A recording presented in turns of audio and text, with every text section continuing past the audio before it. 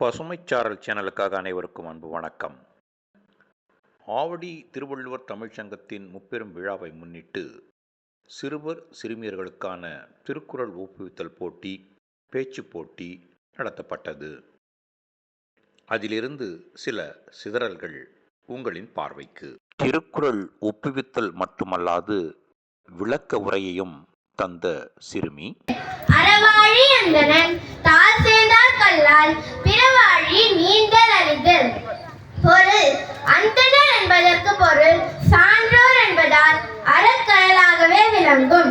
அந்த சான்றோரின் அடியொற்றி நடப்பவர்க்கே அன்றி மற்றவர்களுக்கு பிற துன்பக் கடல்களை கடப்பது என்பது எளிதான காரியம் அன்று. 5 நிமிடத்தில் 100 குறள்களை மளமளவென்ன சொன்ன சிறுமி, வேண்டாமை பொறிவாயில் ஐந்தெழுத்தான் பொய்த்தீரொரு கண்ணன் என்றால் நீடு வாழ்வார் தனக்கு உமை இல்லாதார் தாழ் சேர்ந்தார் கல்லால் மனக்கவலை மாற்றுதல்.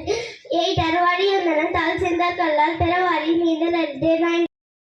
உலகப் பொதுமறையாம் திருக்குறளை கற்காமல் இருப்பது வாழ்நாளில் பாழ்பட்ட நாள் என்று சொல்லிய அழகுச் சிறுவன், அதுபோல குறள் படிக்காத பிள்ளைக்கு அழகு பால். அப்படித்தானே?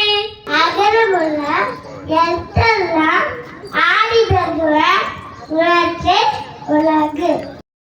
இப்படி அழகு தமிழில் நயம்பட பேசிய முத்துச் செல்வங்களுக்கு ஆவடி தமிழ்ச்சங்கம் சான்றிதழ்களையும் பரிசுகளையும் வழங்கி கௌரவித்தது.